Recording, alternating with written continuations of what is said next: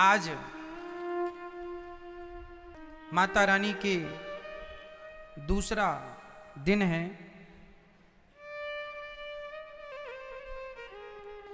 मां भगवती को आज ब्रह्मचारिणी के रूप में पूजा जाता है। जब माता पार्वती भगवान शिव को प्राप्त करने के लिए तप कर रही थीं, 10,000 वर्षों तक माता पार्वती जी ने बिल्व पत्र खाकर भगवान शिव की आराधना की। तब से ही भगवान शिव को बिल्व पत्र चढ़ाया जाता है। शंकर जी को बिल्व पत्र क्यों चढ़ता है, कोई ये सवाल करे तो इसका उत्तर ये है कि 10,000 वर्षों तक माता पार्वती ने जंगल में रहकर बिल्व पत्ते खाकर, बेल के जो पत्ते जिन्हें हम बिल्व पत्र कहते हैं, वो खाकर माँ भगवती ने शिव की आराधना की। इससे भगवान शिव प्रसन्न हुए और उन्होंने कहा कि मेरी आराधना करके आपने बिल्व पत्र खा खा कर मेरी आराधना की, इस बिल्व पत्र ने आपके प्राणों की रक्षा की, तो अब मैं इसे धारण करूंगा। इसलिए भगवान बिल्व पत्र स्वीकार करते हैं। और भगवान माँ भगवती ने जो 10,000 वर्ष तक घोर तप किया, उस समय तप कर रही थी तो वो ब्रह्मचारिणी ही है। तो उस ब्रह्मचारिणी स्वरूप का आज पूजन होता है माँ भगवती का दूसरे दिन। इसलिए आज माँ भगवती के अनेक रूप हैं, अनेक स्वरूप हैं। भगवान माँ भगवती के अनेक नाम हैं, अनेक नाम हैं। उनमें से एक नाम है ब्रह्मचारिणी। और ब्रह्मचारी केवल वो नहीं जो शादी ना करे, केवल आज की भाषा में लोग क्या मानते हैं, जो शादी ना करे उसे लो, अरे ये ब्रह्मचारी है। ना जी, शादी करने के बाद भी जो स्त्री अपने पति के अतिरिक्त किसी परपुरुष को ना देखती हो, और जो पुरुष अपनी पत्नी के अतिरिक्त किसी पराई नारी को ना देखता हो, वो गृहस्थ में रह के भी ब्रह्मचारी ही कहलाते हैं। ये ब्रह्मचर्य है। स्त्री भी ब्रह्मचारी है और पुरुष भी ब्रह्मचारी है। जो अपने गृहस्थ को बड़ी मर्यादा में चलाएं, मर्यादित रहें, वो सब ब्रह्मचारी ही हैं। तो आज के दूसरे दिन की नवरात्रि से हम ये जानें कि माँ भगवती हमें ये कहना चाहती हैं कि हम भी ब्रह्मचर्य का पालन करें। कुल मिला के द्वितीयम ब्रह्मचारिणी, प्रथमम शैलपुत्री च द्वितीयम ब्रह्मचारिणी। हमें ब्रह्मचारी बनना चाहिए। आज हम लोगों का विवाह गृहस्थ जीवन क्यों है? गृहस्थ जीवन का अर्थ ये नहीं है कि आप जरूरत से ज़्यादा भोगी हो जाएं। गृहस्थ जीवन का ये अर्थ होता है कि आप गृहस्थ में प्रवेश करें और योग्य संतान के लिए आप संबंध बनाकर योग्य संतान प्राप्त करें। बस भोगों का आश्रय श्रेष्ठ संतान के लिए हो, ना कि केवल सांसारिक सुख के लिए, क्षणिक सुख के लिए लोग अपने जीवन की तपस्या, अपनी शक्ति छीन कर देते हैं। इसलिए हम सभी को चाहिए कि हम गृहस्थ में रहकर भी भोगों से मन को हटाने की पूरी कोशिश करें। करत करत अभ्यास के जड़मति होत सुजान। जो आदमी, जो पुरुष और महिला दोनों के लिए हम बोल रहे हैं, जो पुरुष जरूरत से ज़्यादा भोग लेता है, वो जरूरत समय से पहले बुढ़ा हो जाता है, समय से पहले बीमारियों का दास हो करके समय से पहले मर जाता है। कई लोग बोलते बीमारी बीमारी बीमारी। क्यों बीमारी है? तुमने जरूरत से ज्यादा अपनी शक्ति, अपनी एनर्जी वेस्ट कर दी, इसलिए अब बीमार बनो, जल्दी मर भी जाओगे। रोग प्रतिरोधक क्षमता समाप्त हो जाएंगी, क्योंकि शक्ति तो वही है, एनर्जी तो वही है। इसलिए पुरुष अपने तेज को, अपने वीर्य को बचा के रखे। वो उसकी ताकत है, वही उसका बल है, वही उसका सबसे बड़ा धन है ना। पुरुषों का पुरुषत्व ही उसका धन है, स्त्रियों का स्त्रीत्व ही उनका धन है। लेकिन आज लोग भोगों के कारण, जरा से सुख, क्षणिक सुख के कारण अपने तेज को, अपनी शक्ति को पानी की तरह बहा देते हैं और बाद में रोते हैं कि महाराज जी हम समय के पहले बूढ़े हो गए, समय के पहले बीमारियों ने आकर के नुकसान पहुंचाया। क्यों ना आए? इसलिए 100-125 साल तक लोग हजारों साल तक जिंदा रहते थे। किसके बल पर? आपके अपने ब्रह्मचर्य के बल पर। इसलिए आज ब्रह्मचारिणी मैया ये सिखाती हैं कि गृहस्थ में रह के भी संयमी बनो। संयम से रहोगे तो गृहस्थ में रह के भी ब्रह्मचर्य का पालन कर पाओगे। और यही गृहस्थों का धर्म है। नारी और पुरुष दोनों मन भोगों से हटाएं और भगवान में मन को लगाएं। बहुत भोग लिया, भोग देख लिया, सुख कितना है, अब बस करो, बस करो, भगवान का चिंतन करो। नहीं तो सच कहें ये भोग हमें ठग रहे हैं, लूट रहे हैं, और अंत में क्या बचेगा? कुछ नहीं। शरीर में नाभि के नीचे जो शक्ति निकल गई वो वासना है, और जो तेज नाभि के ऊपर आ गया वही भगवान की उपासना है। शक्ति आपके पास देखो है, अब वो शक्ति चाहे तो संसार के भोगों में खर्च कर लो, चाहे भगवान की प्राप्ति में लगा लो, उतनी ही है शक्ति, तो उतनी ही हमारे पास। अब उसका उपयोग क्या करना आपकी मर्जी। इसलिए भगवान में अधिक मन लगे और संसार से मन धीरे धीरे धीरे धीरे धीरे।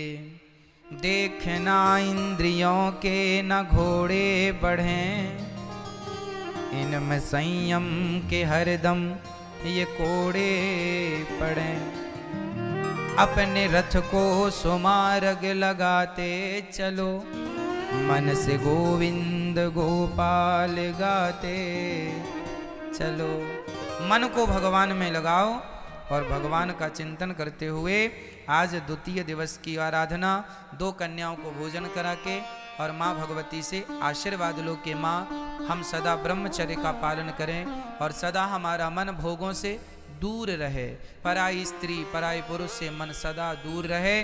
स्वप्न में भी मन इतना पवित्र कर लो कि स्वप्न में भी पराई नारी पराई पुरुष का स्वप्न में भी चिंतन ना हो, कभी स्मृति ना बने। ऐसा भगवान से माँ भगवती से प्रार्थना करनी चाहिए। माँ मेरी इंद्रियां, मेरा मन पवित्र हो जाए, निर्मल हो जाए। यशोदा माँ के गर्भ से भी एक कन्या ने जन्म लिया था। कन्या का नाम था कन्या, उसी कन्या का।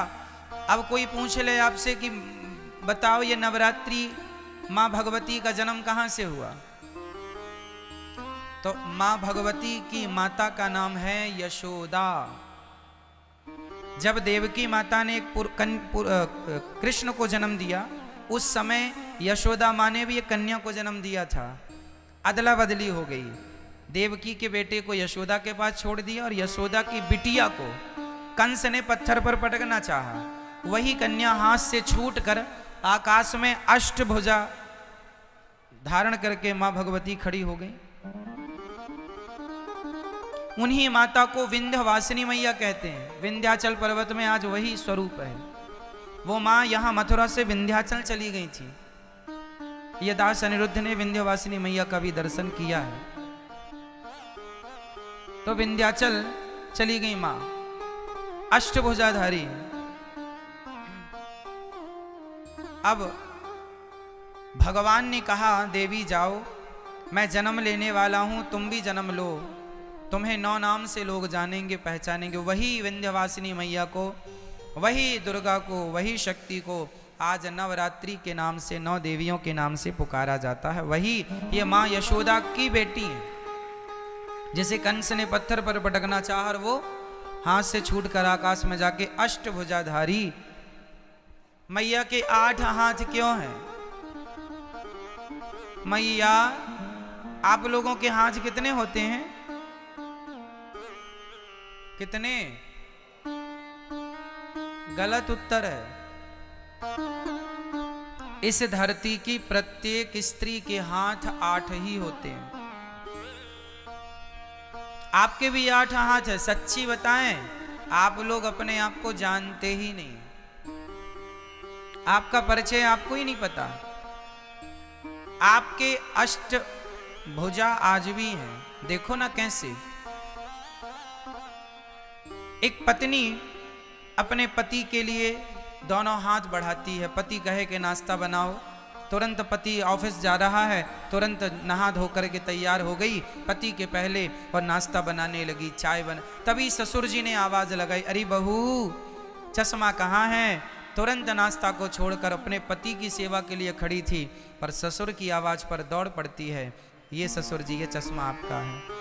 एक नारी को तभी उसके बेटे ने आवाज लगाई, माँ हमारा टिफिन कहाँ, हमारा बैग कहाँ। तुरंत माँ दौड़ पड़ती है अपने बच्चे के लिए, ये तेरा टिफिन है, ये तेरा बैग है, स्कूल जा।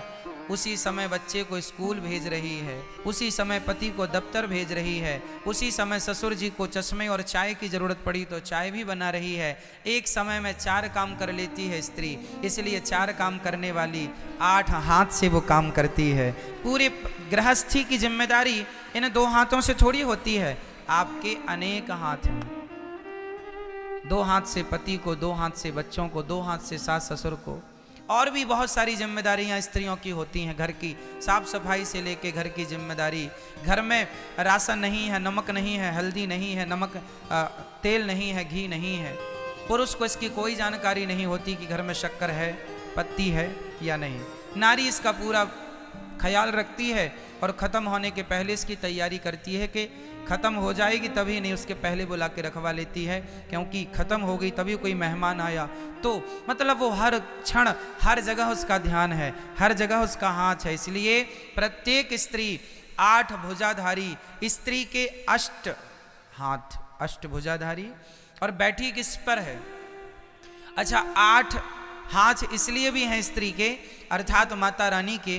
कई लोग कहते हैं ये दुर्गा मैया के 8 हाथ क्यों हैं? अरे भाई दुर्गा मैया के 8 हाथ इसलिए हैं क्योंकि दुर्गा माँ है। किस किस की माँ है? माँ सबकी माँ है। 4 बच्चों की दुर्गा मैया के 4 बेटे हैं। माँ भगवती के कितने बेटे हैं? दुर्गा मैया मैं बोल रहा हूं तो दुर्गा में सभी माताएं आ गई, लक्ष्मी जी, सरस्वती जी, पार्वती जी, सब एक ही तत्व। इस बात को हमने कल समझाया था, अब एक ही बात को बार बार नहीं समझाएंगे। दुर्गा मतलब लक्ष्मी, दुर्गा मतलब पार्वती, कुछ भी शक्ति एक है, श्री मतलब लक्ष्मी, ठीक है। तो माता जी के हम 4 बेटे हैं। हम कितने भाई हैं? 4 भाई। कौन कौन से भाई? पहला भाई ब्राह्मण, फिर क्षत्रिय, फिर वैश्य, फिर शूद्र। हम 4 भाई हैं। 4 भाइयों में बड़े भाई कौन? ब्राह्मण, फिर क्षत्रिय, फिर वैश्य, फिर शूद्र। हम चारों एक ही पिता की, एक ही माँ की संतान है। माँ दुर्गा कहती हैं मेरे 8 हाथ इसलिए हैं क्योंकि ये हाथ मेरे नहीं, मेरे 4 बच्चों के ही मेरे हाथ हैं। ये 4 बच्चों को खड़ा किया जाए तो 8 हाथ होते हैं ना। और माँ कहती हैं कि तुम चारों ब्राह्मण, क्षत्रिय, वैश्य, शूद्र, तुम जिस दिन संगठित हो जाओगे उस दिन तुम शेर की भी सवारी कर लोगे। क्या मजाल किसी की कि तुम्हारी तरफ कोई आंख उठाकर देख ले, लेकिन तुम तो बटे हो ना आपस में, जातवाद में। इसलिए लोग आके हम पर हुकूमत करते हैं, हमें कहीं कोई लूट ले जाता है, कोई हमें गुलाम बना लेता है ना। आक्रांता के लूट गए, गुलाम बनाया। क्यों? क्योंकि हम लोगों को आपस में लड़ने की बीमारी है। हम लोग तो इस बात पे लड़ते हैं, अरे हम ब्राह्मण हैं, हम क्षत्रिय, हम वैश्य हैं, शूद्र हैं। अरे पगले तुम चारों एक ही बाप की संतान हो। ये झगड़ा करने को कहा किसने? वेदों में तो कोई झगड़ा नहीं है। वेदों में तो ब्राह्मणोस्य मुखमासीद बाहु राजन्यः कृतः ऊरु तदस्य जत वैश्यः पदभ्यांगुं शूद्रो अजायत। एक ही वेद में एक ही जगह पर चारों की उत्पत्ति बताई है, एक से, श्रीमन नारायण से, ब्राह्मण, क्षत्रिय, वैश्य, शूद्र। हम चारों एक हैं। कोई छुआछूत हमारे भारत में नहीं है, लेकिन आज के कुछ मूर्ख लोग छुआछूत की भावना भी रखते हैं। क्या भगवान श्री राम ने छुआछूत रखी शबरी माता से? शबरी माता भी तो कोल भीलों की बेटी हैं। क्या राम जी ने छुआछूत रखा? नहीं जी। जब भगवान छुआछूत नहीं रखते तो हम कौन होते हैं? परमात्मा की मर्यादा का उल्लंघन करने वाले। इसलिए इंसानियत से प्यार करो, इंसानों से प्यार करो, जो सनातनी है उनसे प्यार करो, जो आपके अपने हैं उनसे प्यार करो, और एक दूसरे की तरक्की से प्रसन्न रहो। ये नहीं कि वो तरक्की क्यों कर गए तो आप जलने लग जाओ, कोई फायदा नहीं। हमें प्रसन्न रहना चाहिए कि ये हमारा अपना है। और जातवाद का जहर घोल दो मेरी माँ, अर्थात नष्ट कर दो जातवाद का जहर, खत्म कर दो, नहीं तो ये जातवाद का जहर घोल घोल के आपस में हम लोगों को लड़ा लड़ा के, और आक्रांताओं ने सोचिए कितने 100 वर्षों तक राज्य किया, 700 साल तक गुलाम रहा भारत, कुछ अंग्रेजों से कुछ मुगलों से गुलामी की हमने। क्यों गुलामी की? क्योंकि वो यही कहते थे फूट डालो शासन करो, आपस में लड़ाते थे, हम लोग जातवाद पे लड़ते। बड़ा राजा, अरे मैं क्षत्रिय हूं, छत्री छत्री लड़ जाते थे आपस में। यदि भारत के राजा आपस में लड़े ना होते ना तो क्या मजाल किसी की कि भारत की तरफ आंख उठा के देख लेता।